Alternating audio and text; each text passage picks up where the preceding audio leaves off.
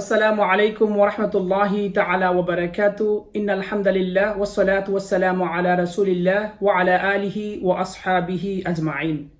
সমস্ত প্রশংসা আল্লাহ তাআলার জন্য, সালাত এবং সালাম প্রেরণ করছি প্রিয় নবী হযরত মুহাম্মদুর রাসূলুল্লাহ সাল্লাল্লাহু আলাইহি ওয়াসাল্লামের উপর এবং তাহার পরিবার পরিজন এবং প্রিয় সাহাবাদের উপর।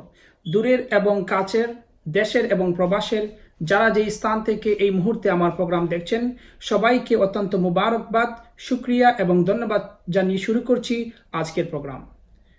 প্রিয় মুসলমান ভাই বোনেরা, আজকে আমি আপনাদের সাথে কথা বলবো হজ নিয়ে। যেহেতু এই মাস হচ্ছে যুলহিজ্জা মাস, হজের মাসুম, হজের মাস। এই মাসের মধ্যে কিন্তু পৃথিবীর বিভিন্ন প্রান্ত থেকে লক্ষ লক্ষ মুসলমানরা আল্লাহ সুবহানাহু ওয়া তাআলার দাওয়াত পেয়ে কিন্তু তারা এই মাসে বাইতুল্লাহ শরীফে যান এবং তাওয়াফ করেন, বিভিন্ন হজের কার্যাবলী সম্পাদন করার মাধ্যমে তাদের হজ সম্পাদন করেন। আজকে এই টপিকটাকে নিয়ে আমি বিভিন্ন ভাগে বিভক্ত করেছি। আজকে প্রথম পর্ব। এই পর্বে আমি আপনাদের সাথে কথা বলবো হজ কি এবং হজ কাদের উপর ফরজ এবং হজের প্রকারভেদ। প্রথমে আমরা সবাই জানি যে এটা হজ ইসলামের যে স্তম্ভগুলো রয়েছে, যে 5টি স্তম্ভ রয়েছে, এর মধ্যে অন্যতম স্তম্ভ হচ্ছে হজ।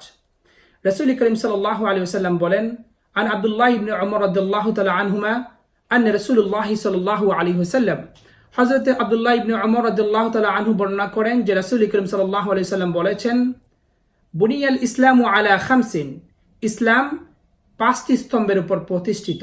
ইসলাম বেসড আপন 5 পিলার্স। প্রথমটি হচ্ছে শাহাদাতু আল্লা ইলাহা ইল্লাল্লাহ, এই কথা সাক্ষ্য দেওয়া যে আল্লাহ ছাড়া কোনো ইলাহ নেই, ওয়া আন্না মুহাম্মাদুর রাসূলুল্লাহ, এবং মুহাম্মদ রাসূলুল্লাহ সাল্লাল্লাহু আলাইহি ওয়াসাল্লাম আল্লাহ তাআলার প্রেরিত রাসূল। দ্বিতীয় স্তম্ভ যেটি হচ্ছে ওয়া ইকামাস সালাহ, নামাজ প্রতিষ্ঠা করা, ওয়া ইতাইজ যাকাত, যাকাত প্রদান করা। যাকাত প্রদান করা হচ্ছে তৃতীয় স্তম্ভ। চতুর্থ স্তম্ভ হচ্ছে ওয়া হাজ্জুল বাইতি, আল্লাহর ঘর তাওয়াফ করা বা হজ করা। এন্ড পঞ্চম যে স্তম্ভ হচ্ছে ওয়া সাওমি রমাদান, এবং রমজান মাসে রোজা রাখা। এই হাদিস অনুযায়ী আমরা জানতে পারি যে হাদিসের যে অর্ডার অনুযায়ী চতুর্থ যে স্তম্ভ, ফোর্থ যে পিলার অফ ইসলাম, সেটা আসছে কিন্তু হজ। এই জন্য হজের গুরুত্ব অনেক বেশি। প্রিয় মুসলমান ভাই বোনেরা, আমরা জানবো হজ কি এবং কখন হজ সম্পাদন করা হয়। হজ কি, হজের সংজ্ঞা কি?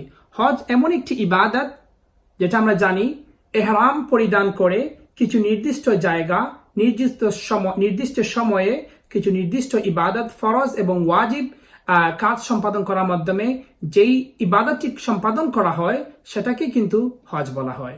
আল্লাহ সুবহানাহু ওয়া তাআলা কুরআন কারীমের মধ্যে বলেন, আল হাজ্জু আশহুরুম মা'লুমাত, হজ এমন একটি ইবাদত যেটাকে একটি নির্দিষ্ট সময়ের মধ্যে সম্পাদন করা হয়। ওয়েল নন মান্থ, যেটা আমরা জানি খুব পরিচিত মাস, সেই মাসটির নাম হচ্ছে যুলহিজ্জা মাস। যুলহিজ্জা মাসেই কিন্তু হজ সম্পাদন করা হয়। আমাদের যখন ইচ্ছা তখন কিন্তু যেই মাসে ইচ্ছা সেই মাসে কিন্তু আমরা হজ সম্পাদন করতে পারবো না।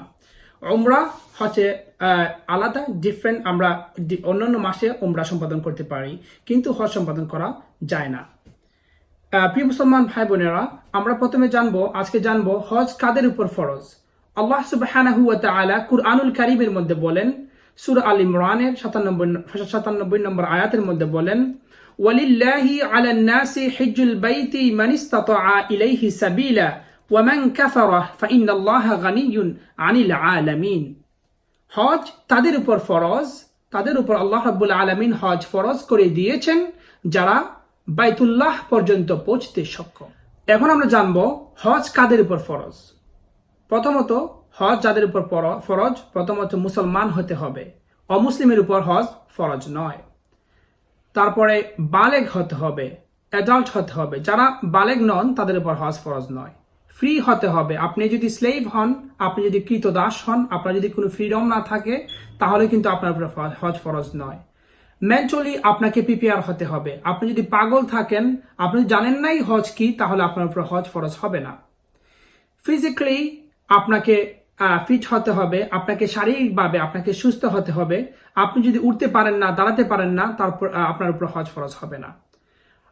মেইন যেটি হচ্ছে ইকোনমিক্যালি আপনাকে রেডি হতে হবে। আপনাকে কিন্তু হজের যে খরচগুলো হবে এই টাকা, এই অর্থের পরিমাণের মালিক আপনাকে হতে হবে। আপনার টাকাটা হালাল হতে হবে। আপনি কিন্তু মানুষের কাছ থেকে দাঁড় করে, আপনি কিন্তু লোন তুলে অন্য মুসলমান ভাই বোনেরা আপনার কাছে টাকা পায়, তাদের টাকা দিচ্ছেন না। আপনার পরিবার ওদেরকে কিন্তু আপনি এনাফ পরিমাণ আপনি খাবার দিচ্ছেন না। আপনি যাচ্ছেন আল্লাহকে খুশি করার জন্য হজে যাবেন, আপনার এই হজ হবে না। আর যারা মহিলারা যাবে হজে, তাদের গার্ডিয়ান প্রয়োজন, এই জন্য তাদের মাহরাম প্রয়োজন। উইদাউট মাহরাম ছাড়া মহিলারা হজ করতে পারবে না। প্রিয় মুসলমান ভাই বোনেরা, আমরা জানবো হজ কত প্রকার ও কি কি। হজ 3 প্রকার। প্রথমত হচ্ছে হজ্জে তামাত্তু, হজ্জে কিরান, দেন হজ্জে ইফরাদ। হজ্জে তামাত্তু হচ্ছে যেটা রাসূল করিম সাল্লাল্লাহু আলাইহি ওয়াসাল্লাম আমাদেরকে এনকারেজ করেছেন এই হজটি করার জন্য। হজ্জে তামাত্তু হচ্ছে হজ এবং উমরা কম্বাইন টুগেদার। আপনি হজ এবং উমরা একসাথে করবেন। দুইটা নিয়তে আপনি ইহরামের বাহিরে আসতে পারবেন। প্রথম উমরা করবেন, তারপরে আপনি ইহরাম থেকে বাইর হয়ে অন্য ইহরাম পরে আপনি হজ করতে পারেন। আর হজ্জে কিরান হচ্ছে হজ এবং উমরা একসাথে একই নিয়তে আপনি ইহরামের বাহিরে আসতে পারবেন না। এন্ড হজ ইফরাদ হচ্ছে শুধু হজ, জাস্ট হজ, এখানের মধ্যে উমরা নেই। তো আজকে আমরা জানলাম হজের সংজ্ঞা কি, হজ কি, এবং হজের প্রকারভেদ এবং কাদের উপর হজ ফরজ। প্রিয় মুসলমান ভাই বোনেরা, আল্লাহ রাব্বুল আলামিন যেন আমাদের প্রত্যেককে তৌফিক দান করেন আল্লাহর ঘর হজ তাওয়াফ করার জন্য, হজ সম্পাদন করার জন্য। আল্লাহ রাব্বুল আলামিন যেন আমাদের প্রত্যেকের হজকে কবুল করেন। আমিন ওয়া আখির দাওয়ানা আনিল হামদুলিল্লাহি রাব্বিল আলামিন। আসসালামু আলাইকুম ওয়া রাহমাতুল্লাহি তাআলা ওয়া বারাকাতুহু।